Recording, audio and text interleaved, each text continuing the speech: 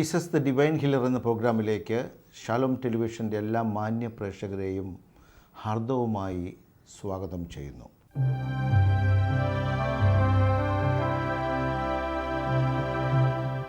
ഹൃദയത്തിൻ്റെ ഏറ്റവും പ്രധാനപ്പെട്ട അറയായ ഇടത്തെ കീഴറയിൽ നിന്ന് തുടങ്ങുന്ന മഹാധമനിയുടെ ചുവട്ടിൽ നിന്ന് ഉത്ഭവിക്കുന്ന രണ്ട് സുപ്രധാന ചെറിയ ധമനികൾ വിഘടിച്ച് ലക്ഷോപലക്ഷങ്ങളായി ശാഖകളായി വിഘടിച്ച് ഹൃദയപേശികളിൽ ആഴ്ന്നിറങ്ങിയാണ് ഹൃദയത്തിന് സദാസമയവും രക്തം നൽകി പ്രാണവായുവും പോഷകപദാർത്ഥങ്ങളും നൽകുന്നത്. ഇത് ഹൃദയത്തിൻ്റെ സുഗമമായ പ്രവർത്തനത്തിന് അത്യന്താപേക്ഷിതമാണ്. ഈ മഹാധമനിയുടെ ചുവട്ടിൽ നിന്ന് ഉത്ഭവിക്കുന്ന രണ്ട് കൊറോണറി ധമനികൾ പ്രധാനമായി മൂന്നായിട്ട് വിഘടിക്കുകയാണെന്ന് ഓർക്കണം. ഈ മൂന്ന് ധമനികളാണ് ഹൃദയത്തിൻ്റെ എല്ലാ അറകളിലൂടെയും അതിൻ്റെ ഉപരിതലത്തിലൂടെ സഞ്ചരിച്ച് ശാഖകളായി ഹൃദയപേശികളിലേക്ക് ആഴ്ന്നിറങ്ങി രക്തം കൊടുക്കുന്നത്. കാലാന്തരത്തിൽ ഈ ഹൃദയധമനികൾ ഉണ്ടാകുന്ന ഓരോ തരത്തിലുള്ള ബ്ലോക്കുകളാണ് സഞ്ചാരത്തിന് അപര്യാപ്തത വരുത്തി രക്തസഞ്ചാരം നിർവിഘ്നം ഒഴുകാതെ വരുമ്പോൾ ഓരോ തരത്തിലുള്ള രോഗങ്ങൾക്ക് അടിമപ്പെടുന്നത്. ഒരു ഹൃദയധമനി ബ്ലോക്കുണ്ടായി ആ ഹൃദയധമനി രക്തം നൽകുന്ന ഹൃദയപേശിക്ക് അവിടുത്തെ ഉപാപചയ പ്രവർത്തനങ്ങൾ സുഗമമായി നടക്കാതെ വരുമ്പോൾ നാനാതരത്തിലുള്ള സങ്കീർണതകൾ ഉണ്ടാകുകയാണ്. പ്രധാനമായിട്ട് നെഞ്ചുവേദനയും അതോടനുബന്ധിച്ച് ആ രക്തസഞ്ചാരം സുഗമമല്ലാതെ ദീർഘനേരം നീണ്ടു നിന്നാൽ ഓരോ കോശങ്ങൾ ചത്തൊടുങ്ങി ഹാർട്ട് അറ്റാക്കിലേക്ക് പോവുകയാണ്. അപ്പോൾ ഹാർട്ട് അറ്റാക്കിലേക്ക് പോകുന്നതിനൊരു പ്രധാന കാരണം ഹൃദയധമനികളിലെ ബ്ലോക്കുകളാണ്. അങ്ങനെ ബ്ലോക്കുകൾ ഉണ്ടാകുന്ന കൊറോണറി ധമനികളിൽ ക്രോണിക് സ്റ്റേബിൾ അഞ്ചൈന ഉള്ള രോഗിയിൽ, അതായത് ആയാസപ്പെടുമ്പോൾ ബ്ലോക്കുള്ള ഹൃദയധമനിയിലൂടെ ആവശ്യത്തിന് രക്തം സഞ്ചരിക്കാതെ ഹൃദയപേശികൾക്ക് രക്തം കിട്ടാതെ വരുമ്പോൾ ഉണ്ടാകുന്ന ആ വേദന ക്രോണിക് സ്റ്റേബിൾ അഞ്ചൈന. ഹൃദയധമനികൾക്ക് സാധാരണ ബ്ലോക്കും ഉണ്ടാകുമ്പോഴാണ് ഹാർട്ട് അറ്റാക്കും സാധാരണ നെഞ്ചുവേദനയൊക്കെ ഉണ്ടാകുമെങ്കിലും അപൂർവമായി ഹൃദയധമനികൾക്ക് യാതൊരു തരത്തിലുള്ള ഘടനാപരമായ വ്യതിയാനങ്ങളും ഉണ്ടാവാതെ നെഞ്ചുവേദനയിലേക്ക് പോകുന്ന അവസരങ്ങളുമുണ്ട്. അതായത് ഹൃദയധമനിക്ക് കൊളസ്ട്രോൾ പരലുകളോ മറ്റ് ഘടകങ്ങളോ ഒക്കെ പറ്റിപ്പിടിച്ച് അതിൻ്റെ ഉൾവ്യാസം യാതൊരു തരത്തിലും ചെറുതാവുന്നില്ല. ഒരു ആൻജിയോഗ്രാഫി എടുത്ത് നോക്കിയാൽ എല്ലാ ഹൃദയധമനികൾക്കും ഒരു കുഴപ്പവുമില്ലാതെ കാണുവാൻ പറ്റും. സൂക്ഷ്മങ്ങളായ എല്ലാ ധമനികളും കൃത്യമായിട്ട് പ്രവർത്തിക്കുന്നു, രക്തസഞ്ചാരം സുഗമമായിട്ട് നടക്കുന്നു. പക്ഷേ എന്നാലും ചില അവസരങ്ങളിൽ ഒരു ഘടനാപരമായ വൈകല്യങ്ങളില്ലാത്ത ഹൃദയധമനികളിലും പലതരത്തിലുള്ള പുറത്തുനിന്നുള്ള പ്രേരണകളാൽ പലതരത്തിലുള്ള ആ ഇൻ്റർഫിയറൻസ് മുഖാന്തിരം അതിൻ്റെ ഉൾവ്യാസം ശ്വാസം കൊണ്ട് താൽക്കാലികമായിട്ട് ചെറുതായി രക്തസഞ്ചാരം കുറഞ്ഞ് വീണ്ടും ആ ഭാഗം നോർമലാകുന്ന സാധാരണ നിലയിലേക്ക് മാറുന്ന അവസരങ്ങളുണ്ട്. ഇതിനെ കൊറോണറി ശ്വാസം എന്ന് ഞങ്ങൾ പറയുന്നു. കൊറോണറി ശ്വാസം എന്ന് പറഞ്ഞാൽ ആ ഹൃദയധമനിയുടെ ചില ഭാഗങ്ങളിൽ ഓരോ തരത്തിലുള്ള ഹോർമോണുകളുടെ പ്രവർത്തനങ്ങളാൽ ശാരീരികമായിട്ട് മാനസികമായിട്ടും ഒക്കെ നമുക്കുള്ള ഓരോ തരത്തിലുള്ള സ്ട്രെസ് സിറ്റുവേഷൻസിൽ ഓരോ തരത്തിലുള്ള മാനസിക സംഘർഷങ്ങൾ ഉണ്ടാകുന്ന അവസരങ്ങളിൽ ശരീരത്തിൽ തിരയടിക്കുന്ന stress hormones cortisol, കറ്റക്കുളാമീൻസ്, adrenaline, noradrenaline തുടങ്ങിയ സ്ട്രെസ് ഹോർമോണുകളുടെ പ്രതിപ്രവർത്തനം മൂലം ഇത്തരം ധമനികൾ താൽക്കാലികമായി അതിൻ്റെ ഉൾവ്യാസം ചുരുങ്ങി രക്തസഞ്ചാരം സുഗമമല്ലാതെ വരുന്ന അവസ്ഥ കൊറോണറി ശ്വാസം. ഇത് തീർച്ചയായിട്ടും ഹൃദ്രോഗത്ത് ഹാർട്ട് അറ്റാക്ക് ഉണ്ടാകുന്ന പോലുള്ള നെഞ്ചുവേദന പല രോഗികളിലും ഉണ്ടാക്കാറുണ്ട്. പക്ഷേ അപ്പോഴൊക്കെ പലപ്പോഴുമായി എടുക്കുന്ന ECG നോർമലായിരിക്കും. എക്കോ കാർഡിയോഗ്രാഫി, ആൻജിയോഗ്രാഫി ടെസ്റ്റുകളൊക്കെ ചെയ്യുമ്പോൾ ഇതെല്ലാം നോർമലായിരിക്കും. അപ്പോൾ പലപ്പോഴും ഇത്തരം രോഗികളെ കൃത്യമായി രോഗനിർണയം ചെയ്ത് വിവേചിച്ചറിഞ്ഞ് ചികിത്സ സംവിധാനം ചെയ്യുക വളരെ വിഷമകരമായ ഒന്ന് തന്നെ. ഹൈപ്പർ അഡ്രിനർജിക് ആക്ടിവിറ്റി, അതായത് അഡ്രിനർജിക് എന്ന് പറയുന്ന അഡ്രിനാലിൻ എന്ന് പറയുന്ന ഏറ്റവും ശക്തിയേറിയ സ്ട്രെസ് ഹോർമോൺ, അതായത് ശരീരത്തിലെ പ്രധാന ഗ്രന്ഥിയായ അഡ്രിനൽ ഗ്രന്ഥികളൊക്കെ ഉൽപ്പാദിപ്പിക്കുന്ന ഈ അഡ്രിനാലിൻ, നോർ അഡ്രിനാലിൻ എന്ന് പറയുന്ന കാറ്റക്കോളാമിൻസ് ഹോർമോണുകൾ ശക്തമായ പ്രവർത്തനങ്ങളാണ്, സങ്കീർണതകളാണ് ഹൃദയത്തിലുണ്ടാകുക. ഹൃദയത്തിൻ്റെ സങ്കോചനക്ഷമതയെ വർദ്ധിപ്പിക്കുവാനും വേഗത കൂട്ടുവാനും ഒക്കെ ചെയ്യുന്നതോടൊപ്പം ഹൃദയധമനികളിലും ഇത് പല പരിവർത്തനങ്ങളും വരുത്തുകയാണ്. ഹൃദയധമനികൾ താൽക്കാലികമായി ചുരുങ്ങാറുണ്ട് ഇതിൻ്റെ പ്രവർത്തനം മൂലം. അപ്പോൾ ഹൈപ്പർ അഡ്രിനർജിക് സ്റ്റിമുലായി എന്ന് ഞങ്ങൾ പറയും. പലതരത്തിലുള്ള അവസരങ്ങളിൽ നമ്മൾ പെട്ടെന്നൊരു സ്ട്രെസ്ഫുൾ സിറ്റുവേഷനിൽ ഓരോരുത്തർ അതിനെ എപ്രകാരം അഭിമുഖീകരിക്കുന്നു എന്നതനുസരിച്ച് ശരീരത്തിൽ സ്ട്രെസ് ഉണ്ടാകുമ്പോൾ ഇത്തരം സ്ട്രെസ് ഹോർമോണൊക്കെ ശരീരത്തിൽ തിരിയടിക്കുകയാണെന്ന് ഓർക്കണം. അങ്ങനെയാണ് പലപ്പോഴും നമുക്ക് അനിഷ്ടകരമായ എന്തെങ്കിലുമൊക്കെ കാണുമ്പോൾ നെഞ്ചിടിപ്പുണ്ടെന്ന് പലരും വന്ന് പരാതിപ്പെടാറുള്ളത്. പെട്ടെന്ന് ചിലർ മോഹാത്സ്യപ്പെട്ട് വീഴാറുണ്ട് നെഞ്ചിടിപ്പ് ക്രമാതീതമായിട്ട്. അപ്പോൾ നെഞ്ചിടിപ്പൊക്കെ കൂടുന്നത് ഇത്തരം ഹോർമോണുകൾ ശരീരത്തിൽ തിരിയടിക്കുമ്പോൾ അത് ഹൃദയത്തിലുണ്ടാകുന്ന പ്രതിപ്രവർത്തനങ്ങൾ മൂലം ഹൃദയത്തിൻ്റെ സ്പന്ദന വേഗത ഏതാണ്ട് 70-80 നോർമലാണെങ്കിൽ ഇത് 120, 150, 200 വരെയൊക്കെ വേഗതയിൽ ഒരു മിനിറ്റിൽ മിടിച്ചുകൊണ്ട് നമുക്ക് ശക്തമായ ഹൃദയ സ്പന്ദന വേഗത കൂടുന്നു എന്ന തോന്നൽ, പാൽപിറ്റേഷൻസ് എന്നൊക്കെ വൈദ്യഭാഷയിൽ ഞങ്ങൾ പറയാറുണ്ട്. ഇത് തികച്ചും പല സമയത്തും അസഹ്യമാണെന്ന് ഓർക്കണം. ശക്തമായ ഈ പാൽപിറ്റേഷൻസൊക്കെ വരുമ്പോൾ അതിനെ അഭിമുഖീകരിക്കുവാൻ പലർക്കും അതിജീവിക്കുവാൻ സാധിക്കില്ല. അത്രമാത്രം പ്രയാസമാണ്. പലപ്പോഴുമൊക്കെ പലരും തളർന്നു വീഴാറുണ്ട്. അപ്പോൾ ചില അവസരങ്ങളിൽ ഹൃദയധമനികൾക്കുണ്ടാകുന്ന താൽക്കാലികമായ ഈ ചുരുക്കം അത് മറ്റ് ചില അവസരങ്ങളിൽ പ്രിൻസ് മെറ്റാൽ അഞ്ചൈന എന്നൊക്കെ ഞങ്ങൾ പറയുന്ന അവസരങ്ങളിൽ ഈ ശ്വാസം മുഖാന്തരം ഹൃദയധമനികൾ ചുരുങ്ങാറുണ്ട്. പലതരത്തിലുള്ള മറ്റ് പദാർത്ഥങ്ങൾ, സെറോട്ടോണിൻ, ത്രോംബോക്സിൻ, A2 ഇങ്ങനെ പറയുന്ന പദാർത്ഥങ്ങളുടെ പ്രവർത്തനങ്ങൾ മൂലമൊക്കെ ശ്വേതരക്താണുക്കളുടെ പ്രവർത്തനങ്ങളൊക്കെ മൂലം പലപ്പോഴും ഈ കൊറോണറി ധമനികൾ ചുരുങ്ങാറുണ്ട്. അതുപോലെ തന്നെ മാനസികമായ ഓരോ തരത്തിലുള്ള വ്യാപാരങ്ങളിലുണ്ടാകുന്ന വ്യതിയാനങ്ങൾ മൂലം നമുക്ക് ടെൻഷനുമൊക്കെ കൂടുമ്പോൾ, സ്ട്രെസ് ഹോർമോൺസ് ശരീരത്തിൽ തിരയടിക്കുമ്പോൾ ഈ ഹൃദയധമനികൾ ചുരുങ്ങി വേദന ഉണ്ടാകുകയാണ്. ആ ചുരുങ്ങുമ്പോൾ അതൊരു ബ്ലോക്ക് കൊണ്ട് ആ ഒരു ഹൃദയഭാഗം ചുരുങ്ങുന്നത് പോലെ നമുക്ക് ഘടനാപരമായി അത്തരം വ്യതിയാനങ്ങൾ ഉണ്ടാകുകയാണെന്ന് ഓർക്കണം. അപ്പോൾ ഒരു ഹൃദയധമനിയുടെ ഒരു ഭാഗം ഒരു ബ്ലോക്ക് പോലെ ചുരുങ്ങി അവിടെ ആ ഒരു ശ്വാസമുണ്ടായി ചുരുങ്ങി രക്തസഞ്ചാരം കുറയുമ്പോൾ, നിലയ്ക്കുമ്പോൾ ആ ഹൃദയധമനി പരിപോഷിപ്പിക്കുന്ന ഹൃദയപേശികൾക്ക് കൃത്യമായി രക്തം ലഭിക്കാതെ ശക്തമായ വേദന ഉണ്ടാകുകയാണ്.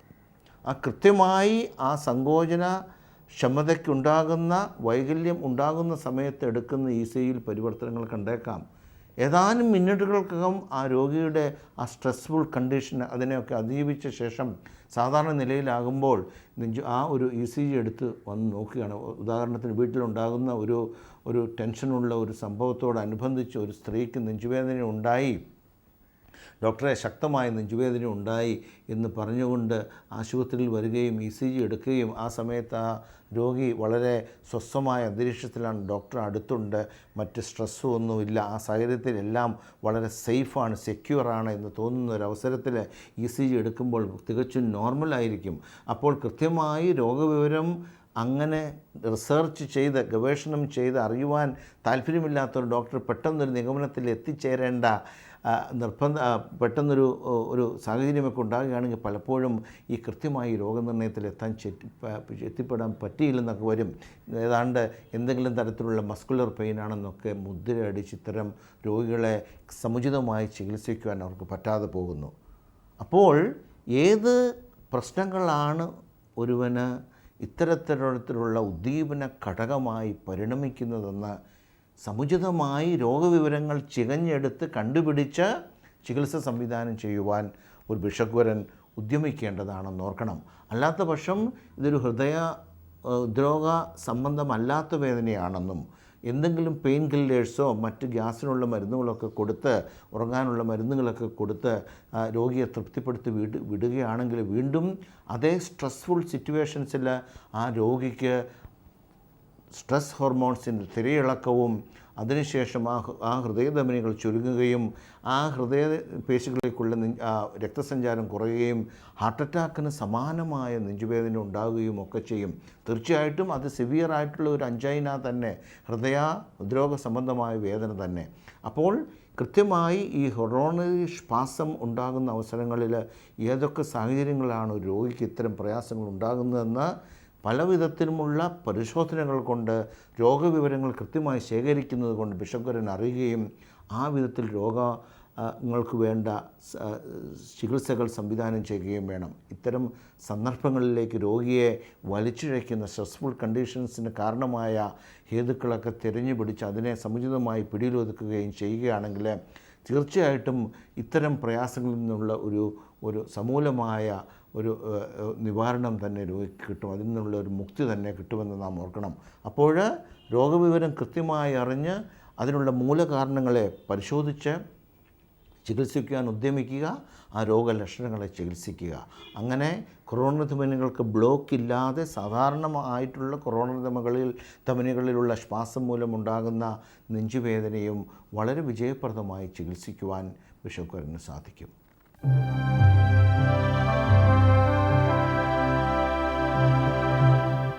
ബാംഗ്ലൂരിലെ ഒരു MNCയിൽ ഉദ്യോഗസ്ഥയായ സൂസൻ എന്ന 55 വയസ്സുള്ള സ്ത്രീ MBA-കാരിയാണ്.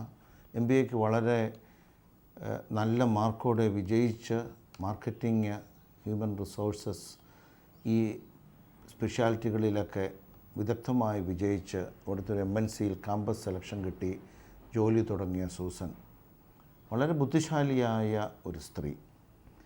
അവിടെ നാളുകളായിട്ടൊരു കമ്പനിയിൽ ജോലിയാണ്, മൾട്ടിനാഷണൽ കമ്പനി. അവിടുത്തെ വിദഗ്ധയായ ഒരു സെക്ഷൻ്റെ ഹെഡ്. അങ്ങനെ എല്ലാം കൊണ്ടും ഊർജ്ജസ്വലയായി ജോലി ചെയ്യുന്ന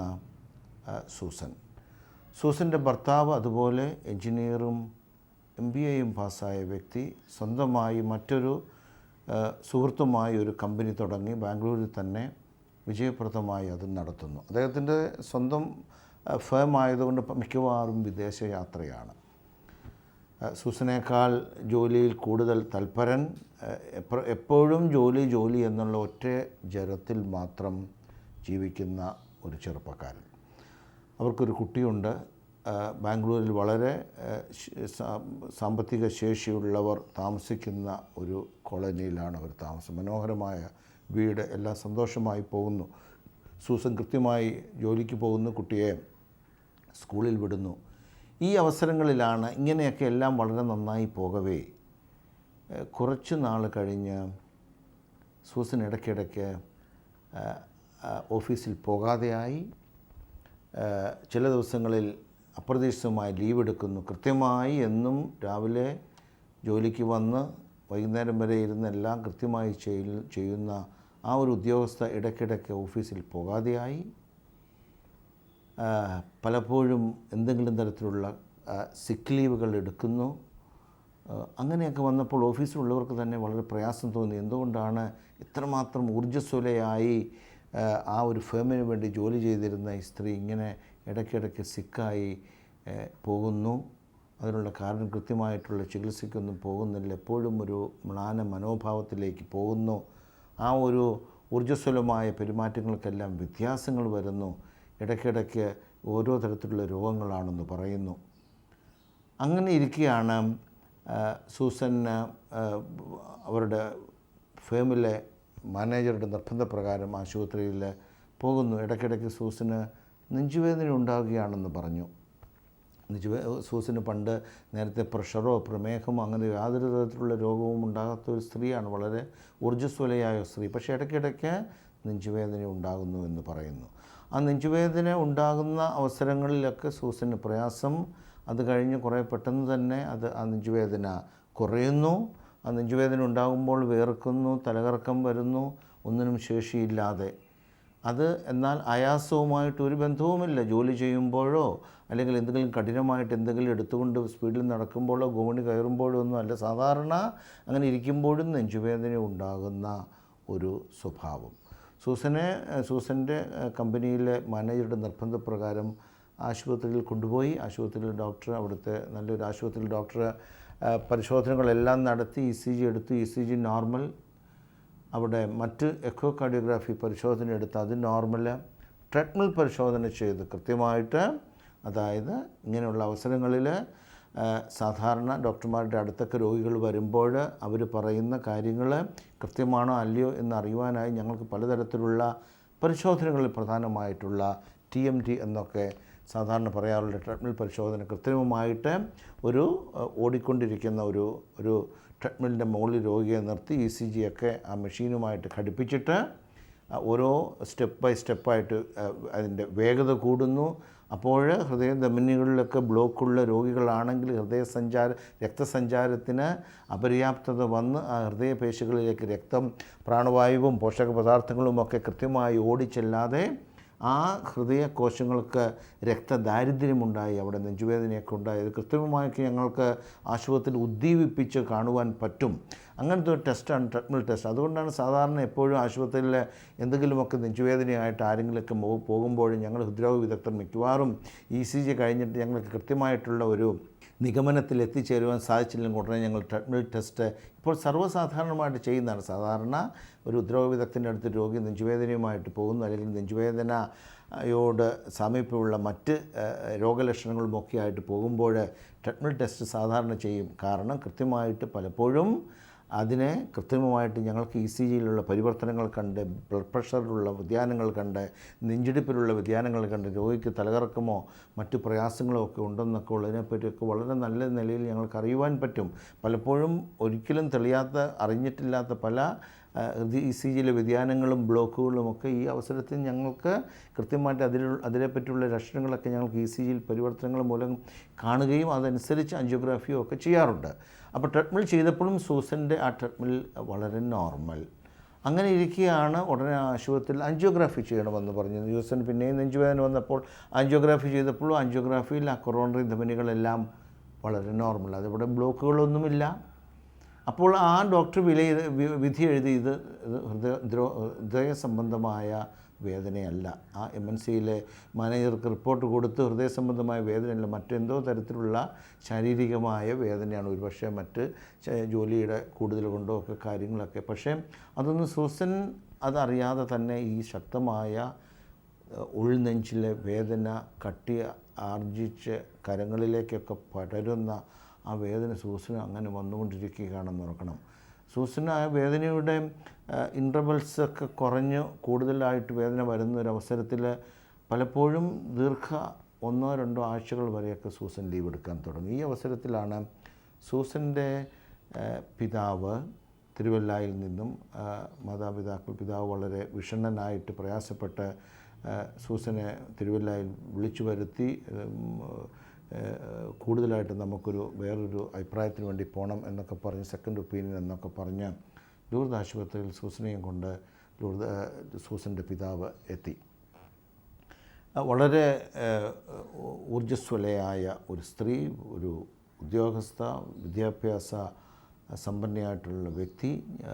അവരോട് ഞാൻ കാര്യങ്ങളെല്ലാം ചോദിച്ചു. അവർ മിടുക്കിയായിട്ട് MBA ഒക്കെ പാസ്സായി നല്ലൊരു സെക്ഷൻ ഹെഡായിട്ട് ബാംഗ്ലൂരിൽ ജോലി ചെയ്യുന്നു. ഭർത്താവ് അതുപോലെ എപ്പോഴും ജോലിയിലും തിരക്കിലും മാത്രം നിറഞ്ഞു നിൽക്കുന്ന ഒരു വ്യക്തി. ബാംഗ്ലൂരിലെ എല്ലാ പരിപാടികളിലുമൊക്കെ വളരെ സജീവമായിട്ട് നിറഞ്ഞു നിൽക്കുന്ന ഒരു വ്യക്തിപ്രഭാവം മിക്കവാറും വീട്ടിൽ കാണില്ല. എപ്പോഴും വിദേശത്ത് ജോലി പണമുണ്ടാക്കണം, ഇങ്ങനെയുള്ള വളരെ ഒരു വർക്കഹോളിക്കായിട്ടുള്ള വ്യക്തി. ഞാൻ സൂസനോട് വിവരങ്ങളെല്ലാം അറിഞ്ഞു. ഇടയ്ക്കിടയ്ക്ക് ശക്തമായിട്ട് നെഞ്ചുവേദന ഉണ്ടാകുകയാണെന്ന് പറഞ്ഞു.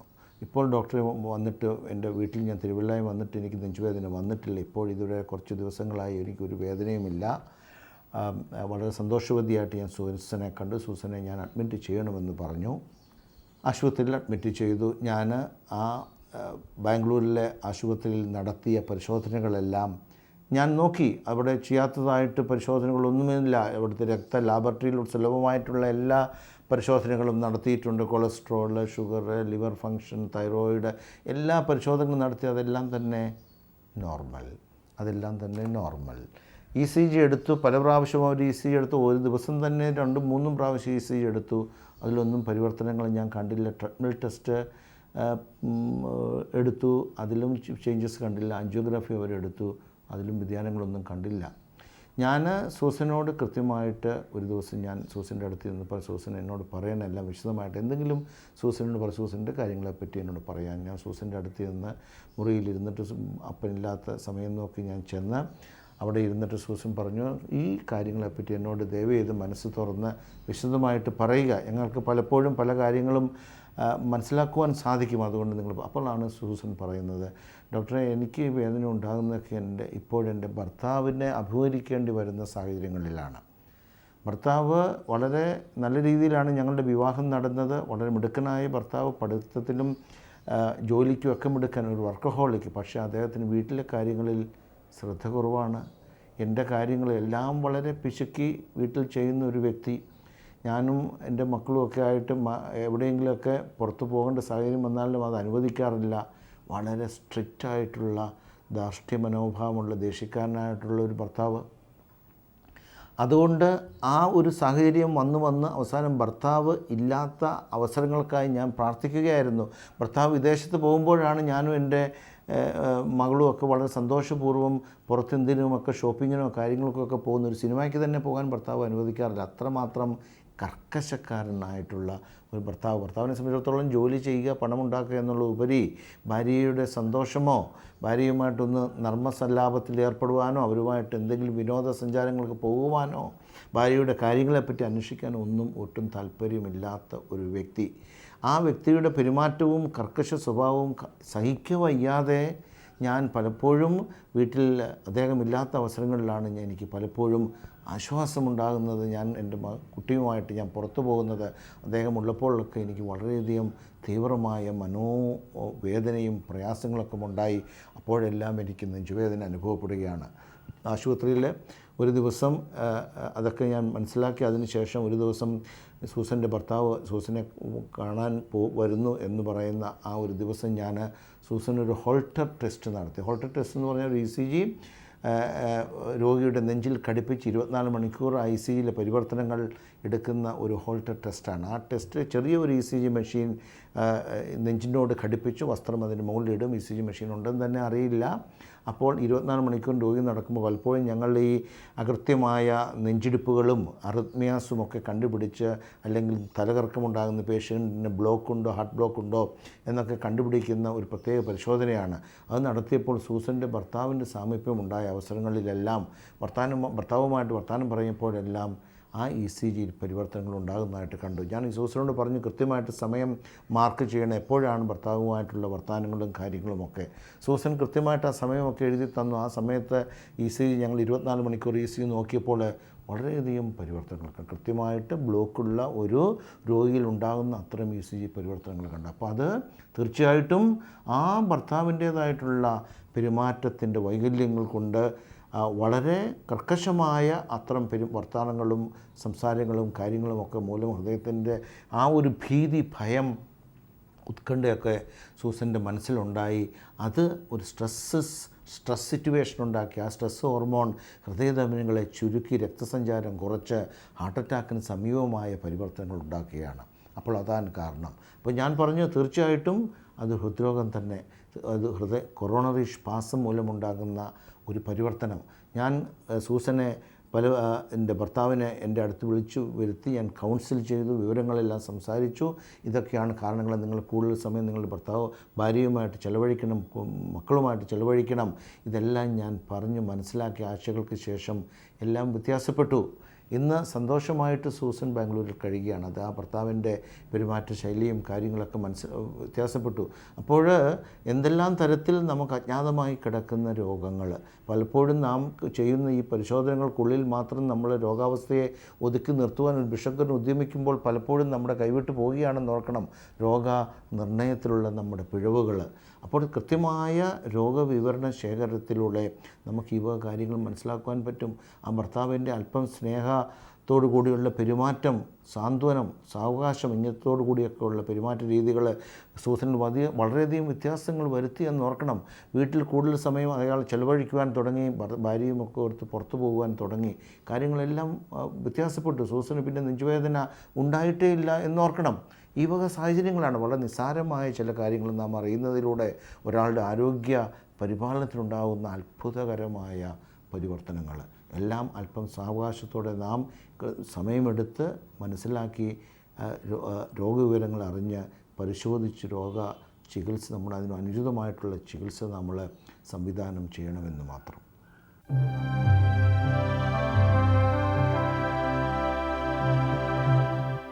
ദേഷ്യക്കാരനും കർക്കശക്കാരനുമായ ഭർത്താവിൻ്റെ സാമീപ്യം ഭാര്യയെ രോഗാതുരമാക്കുന്നു. ഉദ്യോഗത്തെ മാത്രം പൂജിക്കുന്ന ഭർത്താവിൻ്റെ അനിയന്ത്രിതമായ കോപവും ധാർഷ്ട്യവുമെല്ലാം കുടുംബത്തിൽ ഏറെ അനർത്ഥങ്ങൾക്ക് ഇടവരുത്തുന്നു.